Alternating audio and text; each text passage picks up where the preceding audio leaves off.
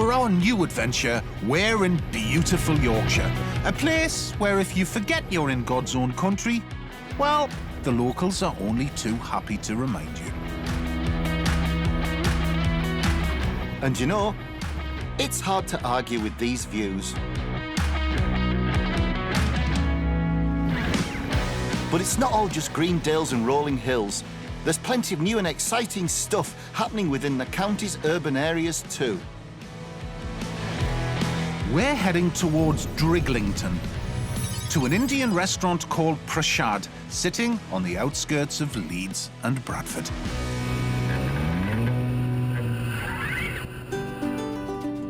It's run by husband and wife team Bobby and Minnell, an ambitious couple who are on a journey of their own to create a unique dining experience.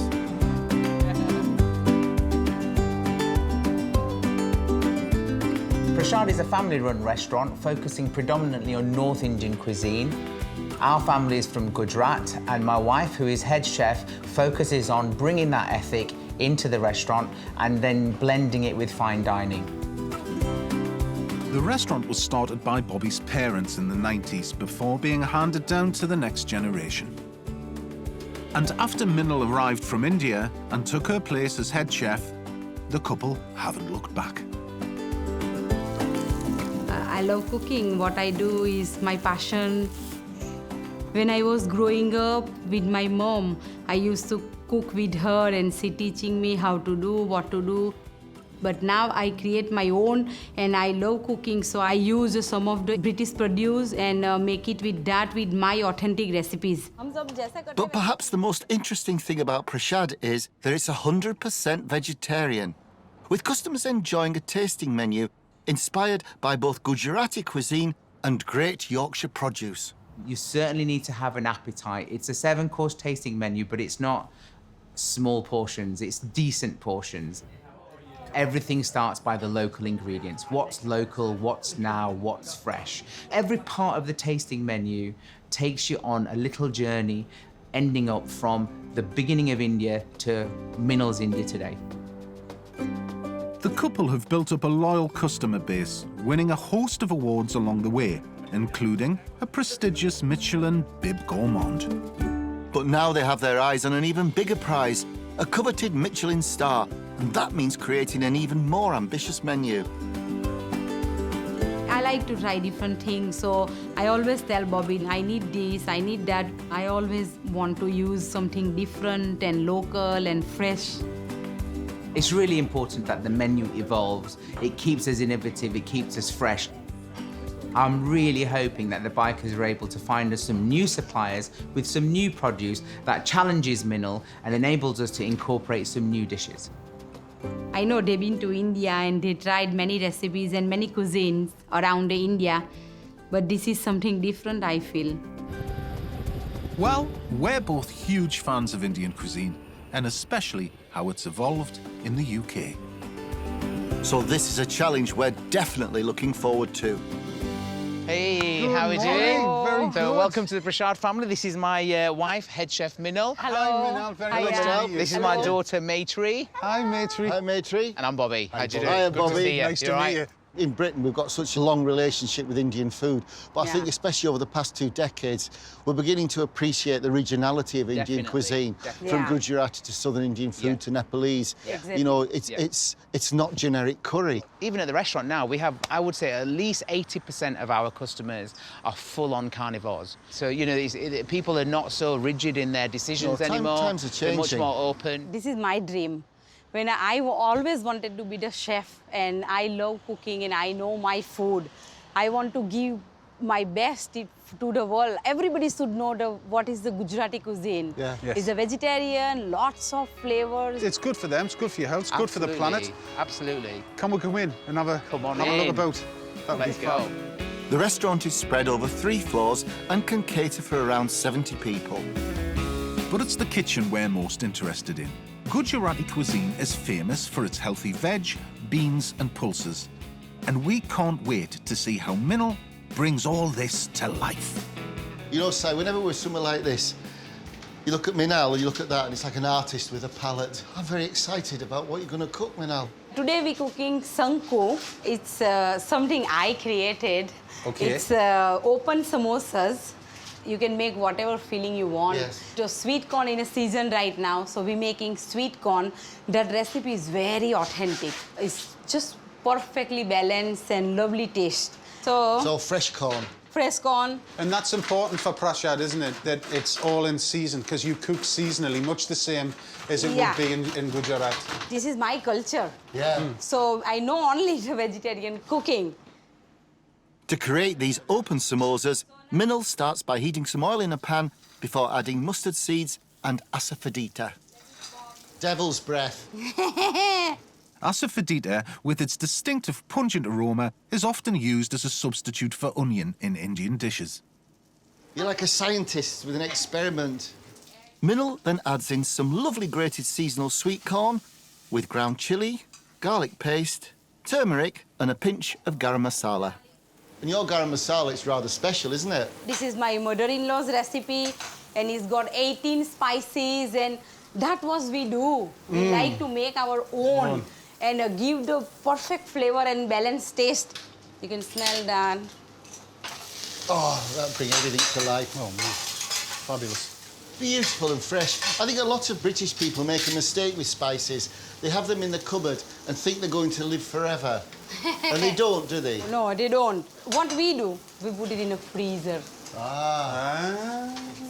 So This is great, this, we're getting the secrets. And not forgetting one final important ingredient. Lots of coriander. Lots of coriander. I love coriander. I love herbs. And lots in the food. Lovely flavors. So it's quick, easy, vegetables, fresh, easy to cook. Done. As the first taste is always made with the eyes, Minal decorates the plate with a delicious homemade chutney and then some popcorn before filling the cone with that lovely sweet corn. At this point, the anticipation of actually tasting it is just so good.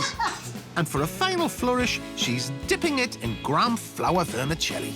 It's like putting the hundreds and thousands on your Gujarati ice cream. It invites you in to eat it, doesn't it? Mate, yeah. Yeah.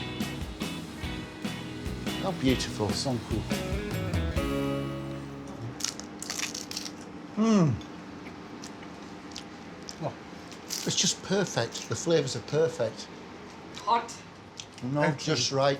But with the chutneys, it just all ties together beautifully. Right, is lift a dish. Yes. Lift a flavor. you get the sweetness with the corn, and then the earthiness and spice and kind of slightly acidic with the chutney. Chutneys, It's absolutely superb. On that dish, I can taste everything you put into that. Yes. So my mouth just wants more. Well, luckily for us, there's a second course to follow. So next one is masala dosa. So dry potato curry. Very yogurt. traditional. Very traditional. This- I like to keep traditional with the new thing. Well, it's your creative spin and twist on things, isn't Well, I it? think the masala dosa is one of our favourite things to eat. Although we love a dosa, we have a bit of a problem with them. I can't cook it. I've tried and tried to make dosas. I can't make them. A dosa is like a thin pancake made from rice and dal. It can have different fillings, but Minnal is using a combination of mustard seeds, cumin seeds, curry leaves, and diced onions. So now this is onion cooking while we on top we add the masalas. So fresh chilies, always fresh chilies. Always. You like spicy? Can you eat spicy? Oh, yeah. Oh, yes. Yeah, definitely. Oh, yeah. Without a doubt. Some turmeric, some garam masalas. Little story behind, my mom and dad came from India last year. And my mom loved masala, this one. And she took it home. And now she cooking curry with this garam masala. The Yorkshire garam masala is going back to Yorkshire. India. Yeah. Minnal's adding sugar, salt, lots more of her coriander, some diced boiled potatoes, and fresh coconut. After about 5 minutes, it's looking and smelling great. Yeah, this is done because potato is already boiled. And now comes the really skilled bit, making the dosa. Watch carefully, mate, as Minnal's got a good tip we can use. And so always a little bit of oil on the pan, always onion, rub on it. Oh, this is so hard to do. No, it's not. You can make it if you want afterwards. But the dosa batter, what I love about it, is the combination. It's savoury, it's sour. Yeah, it's sweet, sour, yeah. crispy. Crispy, yeah, crunchy, Yeah, crispy. addictive. Everything addictive. It is. Everything in there, everything. Minnell ladles the batter in a circular motion, keeping it nice and thin. It's an artist at work. It is. I can get this far, Yeah. but then when I try and lift it, mine just comes away in shreds and pieces, and like there's doughy bits. Now, normally, those dosas would have a filling. But as this is Prashad, things are a little different. So this is the potato which would normally be inside the dosa. Yeah. And she's not finished yet. Minnell's also created a sambar to go with it. It's a sort of mixed vegetable stew with added tomato, lentils and spices. So much respect for the food, it's wonderful. I'm sorry I'm quiet. It's just I'm just watching this master at work, which is just amazing. Then on goes another homemade chutney, this time coconut, before the grand reveal. Put it on top. What can I say? That's how it goes. Not waste. Now, it does seem a shame to destroy it. Oh dear, how sad, never mind. You've got to have a full experience. It's the best dosa I've ever had. Yeah, it's absolutely superb. It's light. Again, I can taste all the seasonings, everything that's in the potatoes. Sometimes the coconut chutney is quite watery. This is thick and generous. And it's just food cooked with love and care. I don't want this bowl to end. Privilege, you are here. No, it's a privilege. I'm so happy. Honestly, I mean, I'm not as privileged as we are to eat your food because it's Yeah, absolutely wonderful, honestly. Just wonderful. Well, we'd dearly love to stay for the whole 7-course menu. But now we've learnt about Minnell's cooking style, we need to find her some exciting new Yorkshire produce. I like to innovate. So if it's anything new, then I'm happy to try. Oh, great. And And very worthy. I mean, you have a Michelin bib gourmand, you have 2 A rosettes. I hope you get your Michelin star. It'd be a wonderful thing. But we better get on our bikes and try and find these 3 suppliers that may be of use to you. I know you could certainly be of use to them. It's our challenge to find 3 new local suppliers who have yet to appear on Bobby and Minnell's radar, with quality produce that might help take Prashad to the next level. We know they're both keen to try something new. So first up, we've got our eye on something that's not a common ingredient in authentic Indian cuisine. We've heard about a group of friends who have just set up a brand new mushroom farm. So we're heading just a short distance up the road to Ilkley, to the grandly named Yorkshire Mushroom Emporium. Although as we're riding through these very urban streets, I do wonder if maybe our sat-navs might have gone slightly, well, awry on this one. It's meant to be a mushroom farm. Maybe. We're in the middle of Ilkley. Oh, we could give them a knock, shall we? I think we as well. After you. I mean, I know mushrooms are small, but even so.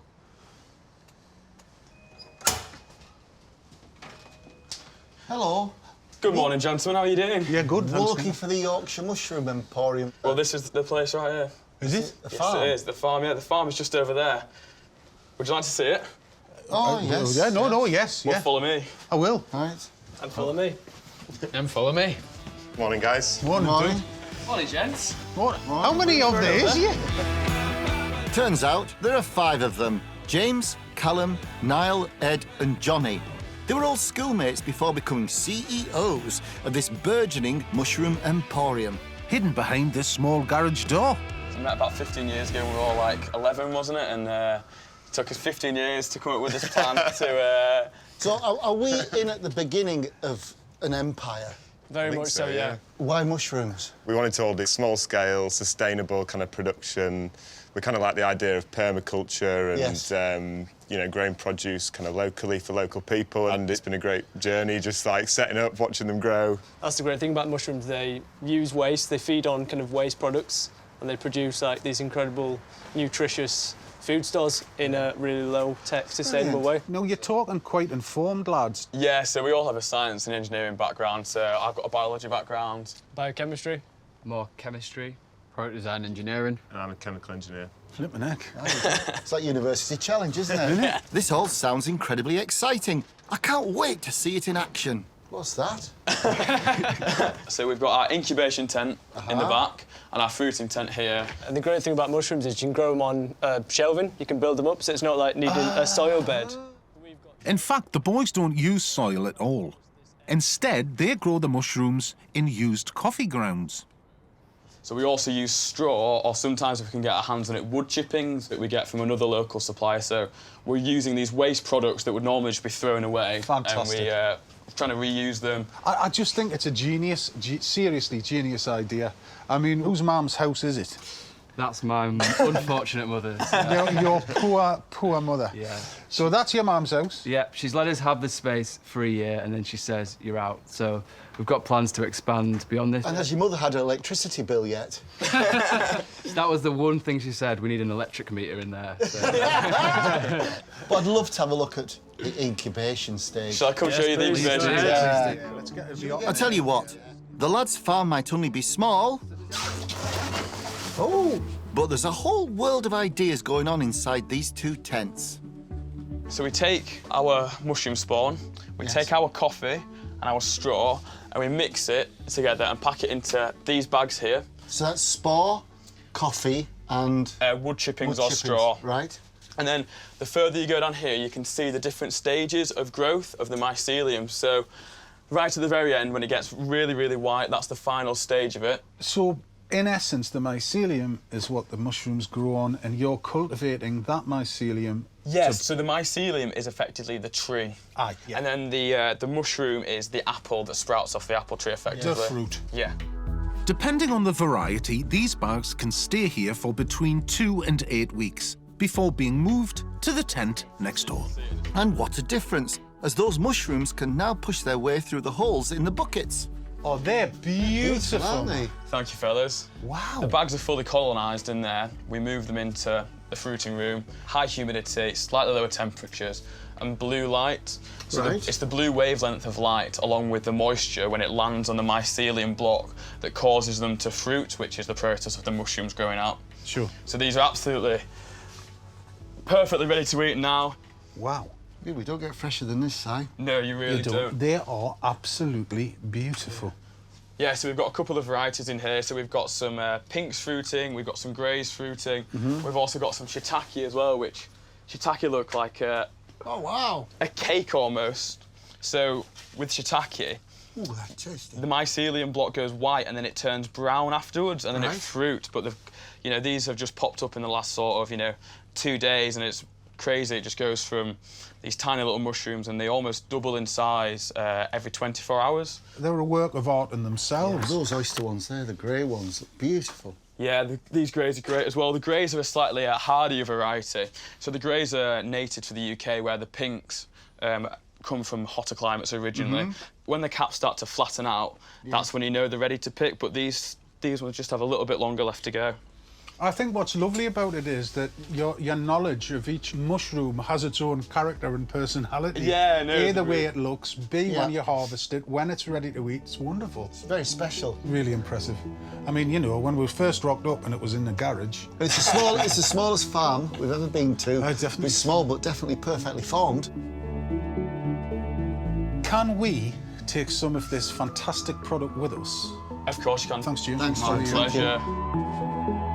Well, we set out to find something new and fresh for Minnell, and I don't think we could find anything much fresher than this. I think we're finding as well on our trips that being a good food producer, age has no boundaries.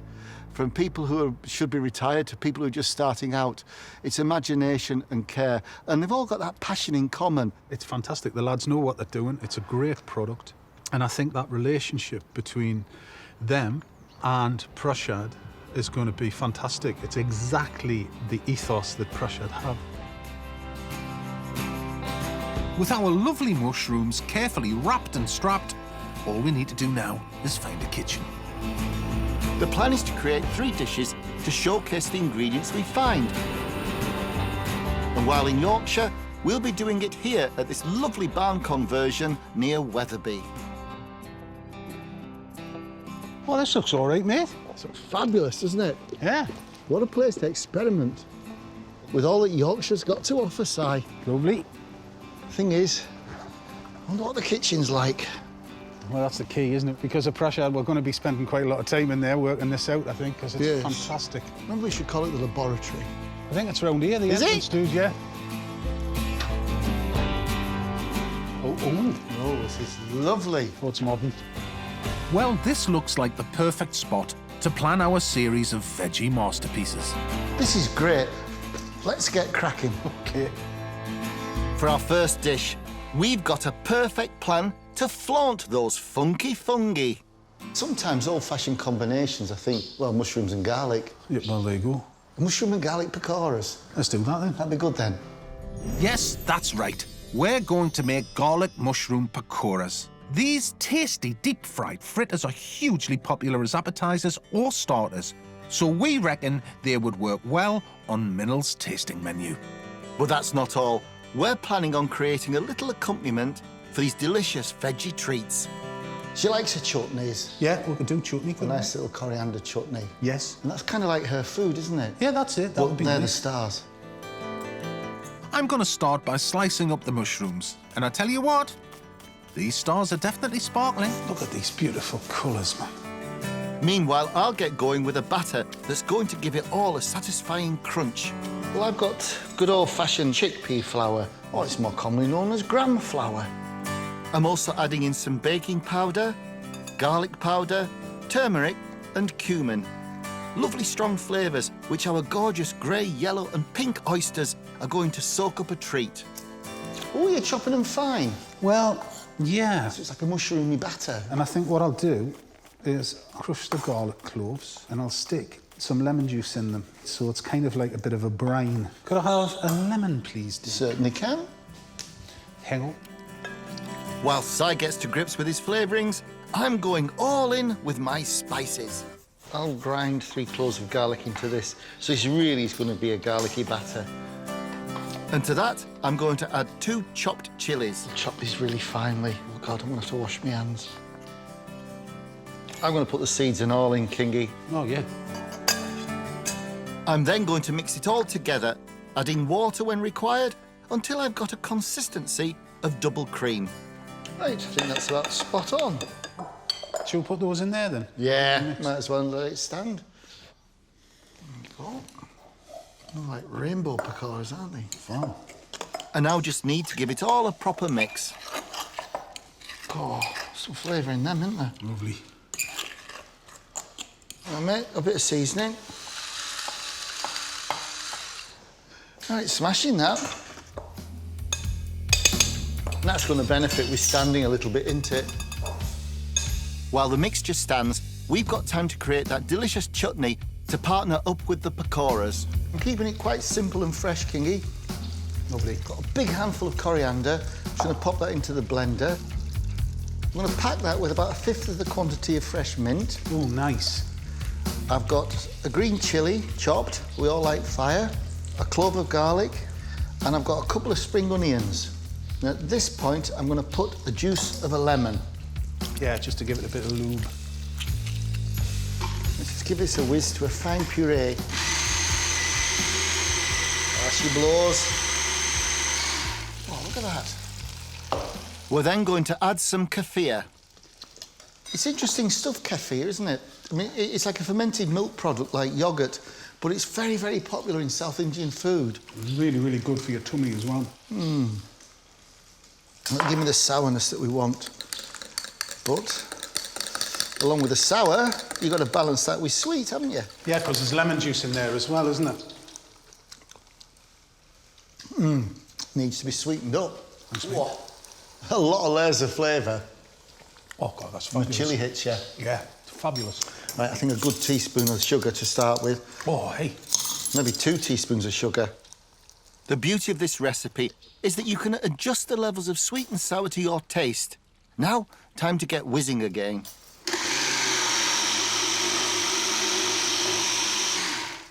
Taste that, Kingy. Do you know what? I think that's spot on.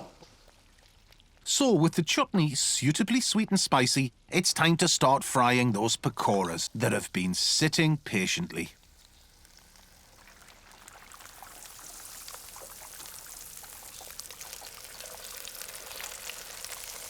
That is a thing of beauty, Kingy. Look at that. That, my friend, is a deep-fried work of art and deserving of a restaurant presentation alongside that chutney. You get a lot of pakoras out of a few frugal ingredients, don't you? You do. How are we going to display the pakoras? You know what we do have? Cardamom leaves. It's nice, it's hot, it's cold, it's sweet, it's savoury. I think we should just try a little piece of the pakora in the chutney to check that we've got the balance, Mr. K. I think so. Now, does it work? It's a nice mushroomy one, this one. I'm happy with that. Yeah, that's great, mate. Yeah. Our secret weapon's them, isn't it? It is, and they're flipping good, like. Now, we know those humble mushrooms may be a touch left field for an authentic Gujarati dining experience. So for our next ingredient, we're on the hunt for something a little more traditional. Rhubarb! We're heading south to E. Allroyd and Sons, a family farm near Rothwell that's also part of the famous Rhubarb Triangle. The Triangle is a 9-square-mile area renowned for its forced rhubarb that's grown indoors during winter. We're a little late for that season, or early, depending on how you read your calendar. But we reckon some of this field-grown stuff will be just as special. Hello. Now then. Good morning. How are you? We're fine. How are you? Welcome to Yorkshire. Thank you. You couldn't hear us coming, could you? Stealth bikers for the first times in my life. Janet's family has worked this farm for longer than anyone can remember. She now runs it with her 2 sons, and she's such an expert, the locals have an interesting nickname for her. Janet, you are known as the High Priestess of Rhubarb, aren't you? And these 2 lads must be your acolytes. The 5th generation to force rhubarb. So the 5th generation to force rhubarb, because this is the Rhubarb Triangle, isn't it? It is. Leeds, Wakefield and Bradford. It's not sandy soil round here, which people would think, a root, you need a sandy soil, don't you? Rhubarb hates sandy soil. It's a native of Siberia, found on the banks of the River Volga. So that's what it's telling you. It likes moisture and it likes a cooler climate. Right. So this suits it very well. That is good-looking rhubarb, mind. Oh, it is, dear. It's fabulous. This rhubarb, guys, was harvested yesterday. Right. We're just now doing a QC check on it. It's going straight out to the supermarkets today. We know Bobby and Minnell do already use rhubarb on their menu, but we think Janet and her sons are doing something a little bit special that sets them apart. We are actively looking, though, because there's no new rhubarb varieties, and we've gone to the National Collection based at Clumber Park and selected some of the older varieties that have fallen by the wayside due to the fact that they didn't give enough yield, but the colour and the taste are fantastic, so we're going backwards to try and go forwards. Isn't it brilliant? It's yet another producer that's going for almost like a connoisseur's rhubarb. Yeah. You know, Well, that's exactly what it'll be. good on you. The yield won't compare with this at all, but it'll have a totally different flavour. Should we have a look up the fields, then? Yes, because I've seen a rhubarb patch. I've never seen a rhubarb field before. No? Let's see my field of rhubarb, then. Smash Whoa. It's an offer no bloke could refuse. Well, no. The family look after more than 300 acres, and Janet's kindly allowed us to pick our own rhubarb to showcase to Bobby and Minnell. Now, me and Dave thought we knew all there was to know about this lovely produce. But when you're in the presence of the High Priestess, it turns out there's plenty more to literally stumble across. Janet, I've just tripped up over this. What is it? Well, that's the remains of a flower stalk. So there you can see the seed. And that, Si, is why this is a vegetable and not a fruit. If we look in here... Yeah. Oh, that's lovely, isn't it? Oh, it's beautiful. Oh, that one's splitting off, isn't it? So you pull, take the bottom off and cut the top off. And leave the... Leave the remains of the leaf, which we call the frog. I've got a good one here. Oh, yeah, there's a massive one here. Snap and twist. Frog. Trim. Perfect. So when did rhubarb first appear in Britain, if it's from Siberia? 13th century was the first time we saw it as a medicine, brought in by Marco Polo. Right. We began eating rhubarb in the late 18th century. It's a very fertile plant, isn't it? I mean, you get a lot of rhubarb for a field. You do on certain varieties. As you can see, even on a second crop, there's plenty on here. These vegetables will end up on supermarket shelves or be moved indoors to be grown as forced rhubarb, which results in a sweeter taste. It means Janet can provide rhubarb almost all year round, which has proved vital in helping keep this precious triangle alive. So, Janet, have you always been a rhubarb farmer? No, initially I was a medical scientist doing microbiology until I had my sons. And then I went back to my roots, I suppose you could say. Yes. I personally have had the passion passed on from my grandfather, Yes. who at a point of rhubarb's history stuck with it when it became unfashionable. No one was interested in it.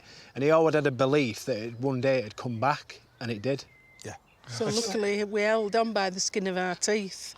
Because people always say, how did you manage to survive when nearly 200 growers fell by the wayside? Gosh. So 200 fell by the wayside. How many are there left now then? 9. Nine growers here in the rhubarb triangle who force rhubarb. No matter how tastes and fashions might change, Janet believes there's still only one way to do a proper quality control. Memories of your childhood? A stick of rhubarb with no bags of sugar. It's really tasty. Tart. Yeah. Not too tart. Yes, honey. Mine's all right. Just out of interest, do you like rhubarb? I you, do. What's your favourite way of eating it, Janet? I like it just cut in pure orange juice, and I don't put any sugar in it because it takes the sweetener from the orange juice. It works particularly well with oily dishes as well, doesn't it, to cook through, such as Mackerel. duck. So good. I like the idea of rhubarb and duck. Yeah, it cuts That is through. a nice idea, actually. Yeah. Yeah. Seriously, we were fat a laugh because we didn't think that there was that much to talk about when it comes to rhubarb, but it's absolutely fascinating. It is fascinating. We know a chef that would love to work with it. And also some of the rarer specimens of rhubarb you're using, the speciality would appeal to them as well. Yeah. Well, I think we've got just enough rhubarb for what we need. And with those sticks safely stashed, we're heading back to base. For our next dish, inspired by Janet and her sons, we want to demonstrate how versatile this vegetable can be. So we're making a rhubarb, rose and cardamom kulfi. If we can pull off a really good, posh Indian dessert, it'll be a fabulous thing. Well, why not? Do you know kulfi was first written about in the 16th century in India? I do, Dave, actually. Yes, I do know What's what that. you're doing with that stick of rhubarb? One of Janet's finest. Yorkshire produce. Kulfi is often described as an Asian version of ice cream, but we think it's a little bit more interesting than that. Especially with this lovely rhubarb. I'm starting by topping and tailing the rhubarb before cutting it into chunks and popping it all into a roasting tin. And as we're using field rhubarb, rather than the more tender forced version, we're adding a little sugar. Right, so I sprinkle. Yeah. 'Cause if we roast the rhubarb, it's going to bring out any natural sugars that are there, isn't it, as well? It's going to give it more flavour. That'd be nice. That was amazing in the rhubarb field, wasn't it? Rhubarb as far as the eye can see. It was ridiculous. That goes into the oven for about 5 minutes. Right. And while it's steaming, I'll get to work on the creamy kulfi, starting with some evaporated milk. In goes some more sugar and a couple of teaspoons of rose water. It's funny, rose water, isn't it? Some's much stronger than others. We can always put some more in at the end, can't we? Yes. Then it's time for fresh cardamom, given a good bash to release the flavour. Smell those. Oh, lovely. It's lovely, isn't it? But that, with the rose petals and the rhubarb, because you roast the rhubarb, it's going to be great. Oh, yeah, it's lovely, man. And But it's gonna very look- sweet. Yeah, very. Now keep stirring until just before boiling. Meanwhile, my rhubarb's had its 5 minutes of steaming, so it's time to remove the cover and pop it back in the oven for another 10. And it pops. Oh, I just got a big waft of rhubarb. How lovely. Look at the gloss on it now. With the sugar now dissolved and all the flavours infused into the evaporated milk, it gets strained and left to cool. Right. Perfect timing, Dave. Oh, this has dropped perfectly. Look at that. Just need to leave that to cool now. Yeah. Yes. When you're happy with the temperature, pop the rhubarb and the milky mixture into the blender. Finally, I'm going to add some of that lovely kefir. Add a touch of sourness, but luxury. Oh, look, we've got a really powerful blender. And while Si blends that lot together, I'm whipping up some double cream. My God, that's good cream. Sometimes you're there all day, whacking away. Tell you what, we'll put that into there. You want the mixture as velvety smooth as possible, so make sure you give it a really good whisk. I think we're there. Right, now we need to taste, really. Rosewater's just there. Enough. Cardamom's just there. But the balance, you can taste the rhubarb. Which is what this is about. And it doesn't tear your ears off. Brilliant. Time to churn, matey. Yes, let's churning. So, this has been in the freezer for a good while. It helps if you have an ice cream maker. If you don't, well, you don't. Well, you just put it in a bucket in the freezer and just stirring. keep stirring it, don't you? That goes into here, like that. They're brilliant ice cream makers because not only does it freeze, it churns at the same time. Now, that should take around 40 minutes before it's ready to pour, and we've got the perfect way to serve. Well, look at these, aren't they wonderful? Proper Kulfi moulds, cheap as chips from the Asian supermarket. Mate, that's ready. Now, we just need to fill those moulds and thank the rhubarb gods for such wonderful produce. It's a soft churn. Oh, it's going in nice. And it'll firm up once we freeze them. I love these moulds. I'm really quite excited with this.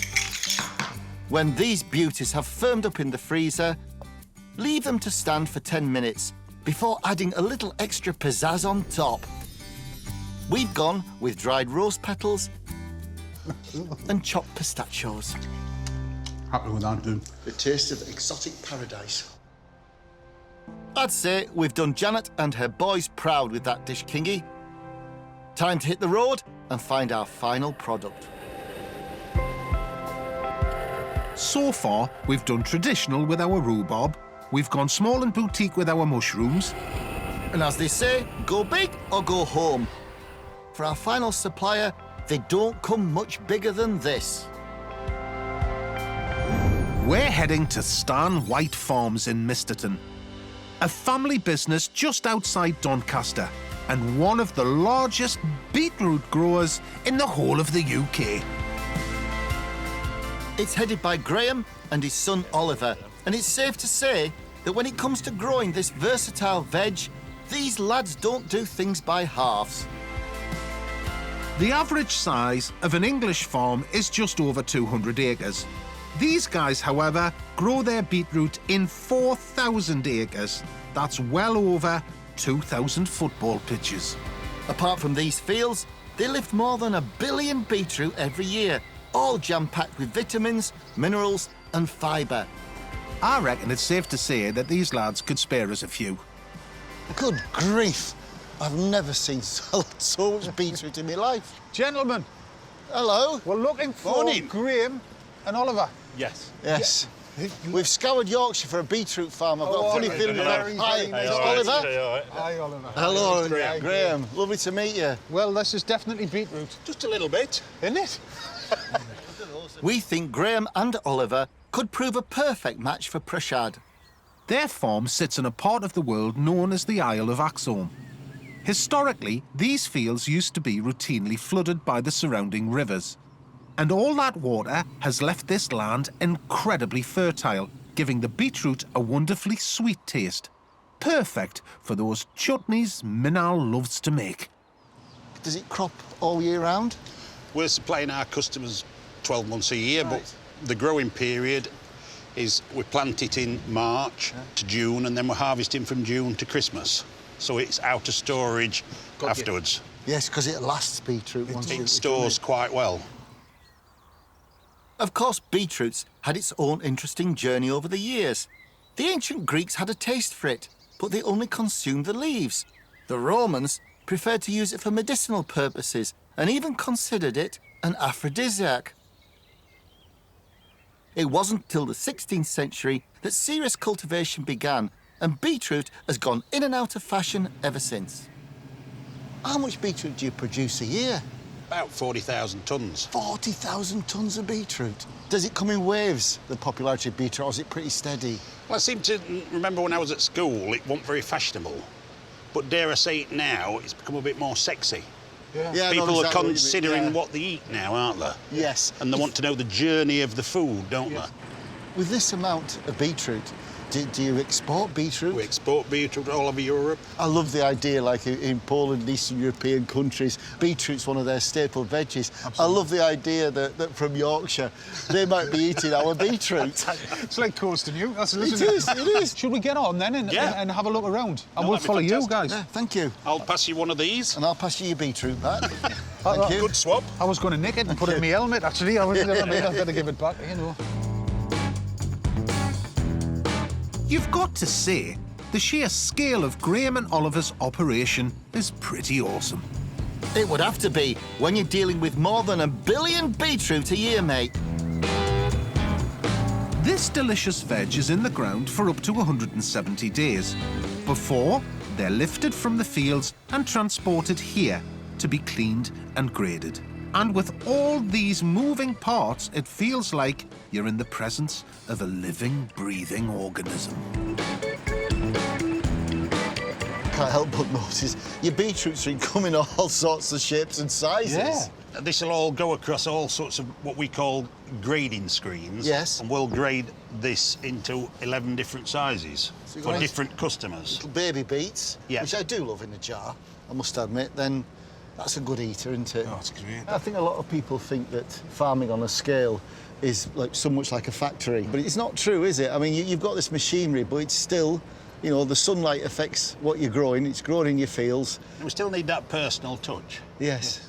I mean, I know that you guys supply on a massive scale, but for particular qualities of beetroot in smaller quantities, would you still be interested in that relationship to local restaurants and being able to ring up and say, can I have a box of beetroot? Every customer is important. Don't matter whether it's volume or small. It's a beetroot sale. Everyone, It's everyone. And is that your attitude and ethos with a family business then? Customers always king. Yeah. Well, we've got a very fine restaurant that celebrates Indian vegetarian food to the highest standard. Yes, we have. And this would be brilliant for them. That's fantastic. The beetroot would be brilliant for them. Oh, it would be great, Dave, because it's versatile and we can, you know, we can have a play. I wouldn't mind doing some for myself, actually. I think I might take some more. I think we could spare one or two.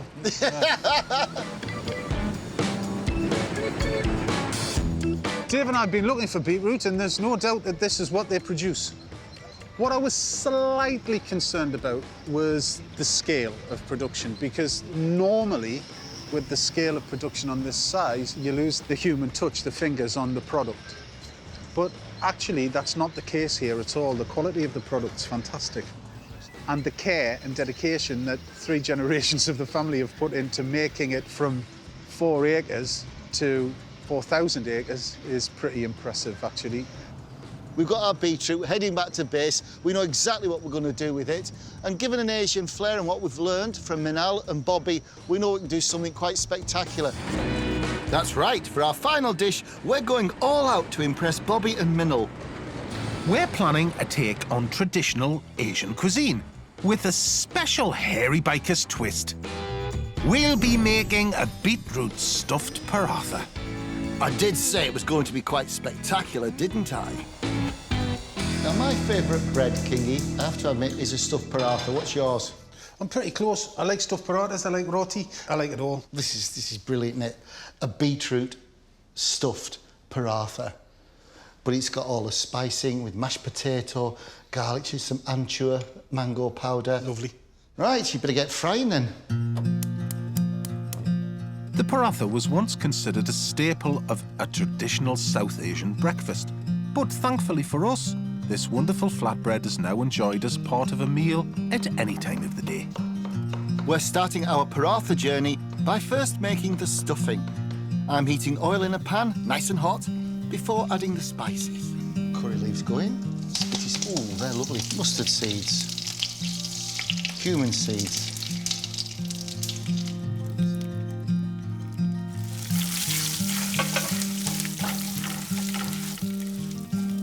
I've diced an onion, not too fine, and that goes in with the chopped garlic and 2 green chilies. Then comes the star of the show, some grated beetroot. Look at the colour of that. That's some of Graham's finest, that is. I'll need to keep a close eye on the pan, as this needs to reduce by 2/3. So that gives me time to make the dough for the bread. So I've got wholemeal flour. I want 2 teaspoons of salt. And now, instead of, you normally use butter or fat, I'm going to use oil to rub through until it's like breadcrumbs. You need to make sure your oil is distributed evenly before adding some water and working it into the flour. I'm aiming for a soft and pliable texture. How's it doing? I think it's good. I just go steady with the liquid, because I hate that when you start to add a bit more, then you have to add more flour, then you have to add a bit more water, and you're constantly chasing yourself. I'm just about there with this. Lovely. You need a bit more liquid? I don't know. No, I think that looks all right, man. So this can actually rest now for a bit. How's it going your end? All right, actually, mate, it's coming down quite well. You want the mixture to be quite dry before you add the next round of filling. Some mashed potato. And here's the anchoa, or mango powder. It's quite a sharp flavour, isn't it? But it'll go great, and it'll counter the sweetness of the beetroot, so Yeah. it's perfect, isn't I'll it? put a teaspoon in so we don't overdo it. That's it. Look at the colour of that, it's fabulous. Yeah. Leave your filling to cool while you start building the paratha. Which means it's time to reveal my dough. It was a flourish, wasn't it? No, I was impressed with that. It's me dough. Yeah, it's like putty. Oh, that's lovely. It's all right. It's going to be great. Could you do us a favour and whack that into 8 for us? Easiest way to do this is to roll it out into a big sausage. Half it and half it again until you have 8 equal pieces. Then roll them into balls.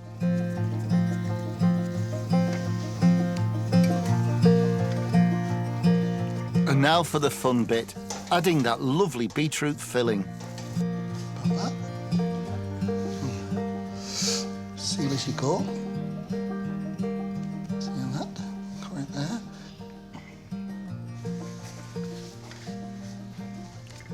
I think that's perfect, Kingy. Lovely. Now I'll paint this with ghee on one side, and that's ready for you. And then we can put some more ghee on the other side. When it's cooking. Absolutely. I'm going to cook them on a really hot, flat frying pan known as a tower. And I've remembered Minnell's onion trick that helps spread the oil. While the first side is cooking, I can brush the other side with some more ghee. Quite elemental, isn't it, fried bread? Our pan is big enough to do 2 or 3 at a time. I'll let them cook for a couple of minutes before flipping them over. And remember to rebrush with ghee to stop them from burning. Don't have too much ghee, mate. Then keep flipping them to give them an even cook until they're golden brown. That's what you want. Gotta say, we're pretty proud of these parathas. And I think they're deserving of a couple of splendid side dishes. So we've made a delicious aubergine curry, a chickpea curry, and a tomato and onion relish to complement that beautiful beetroot paratha. A little super tali. I think some piping hot green chilli on top. Lovely. Well, it looks fantastic.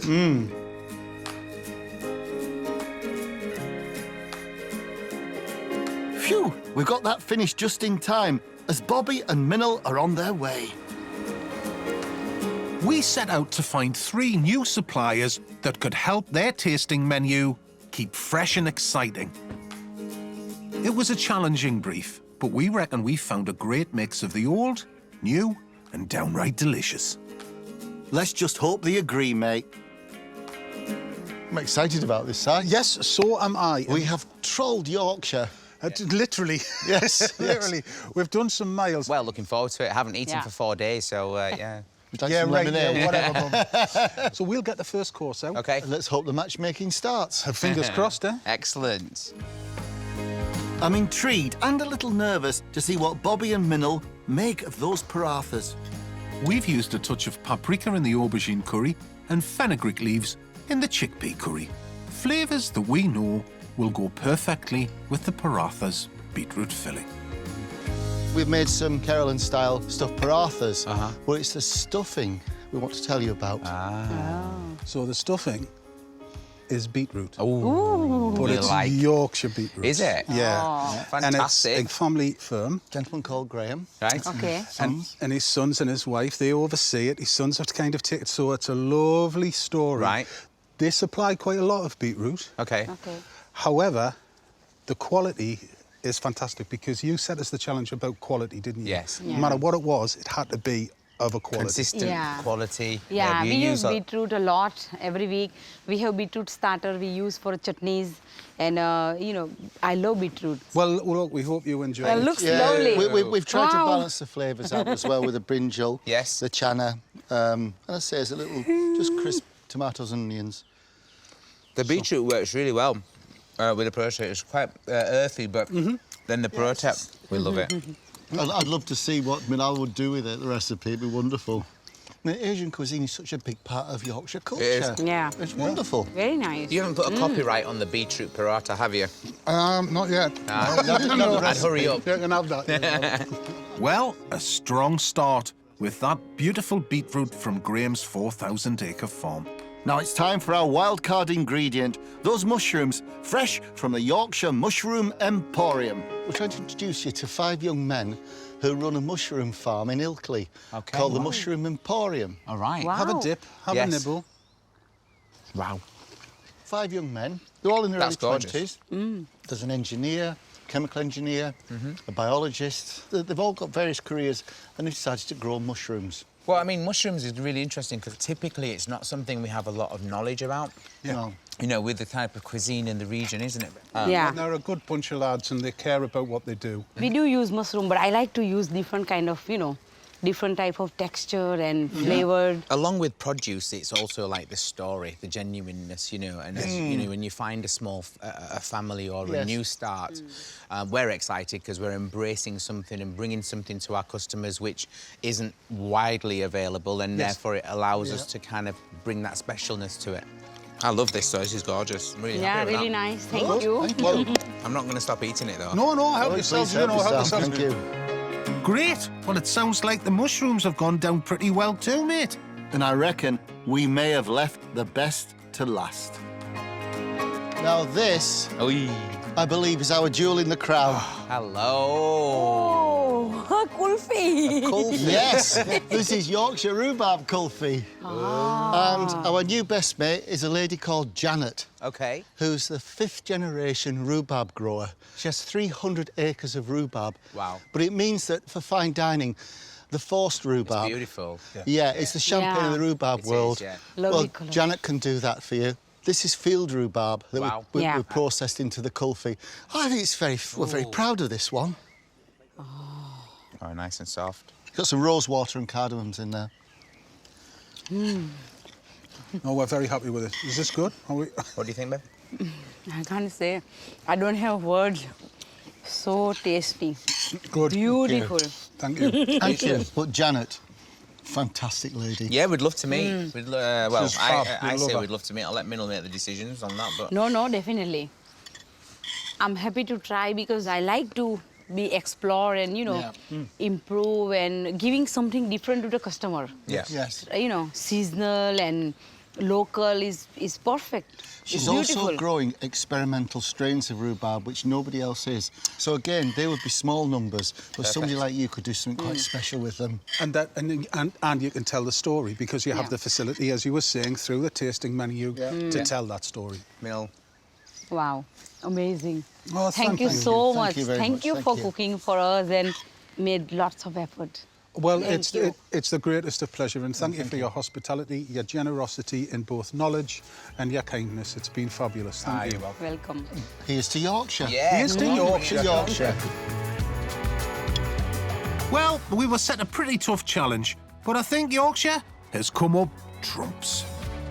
I think we got Minal and Bobby's brief pretty spot on, actually, in the sense that the quality of the ingredients that we brought to their table and to their palates this evening was of an incredibly high standard, because the people that are producing them care as much as they do, and that's the balance that we always have to achieve, really. They want a Michelin star, and I think the suppliers we found may be able to help them on that journey.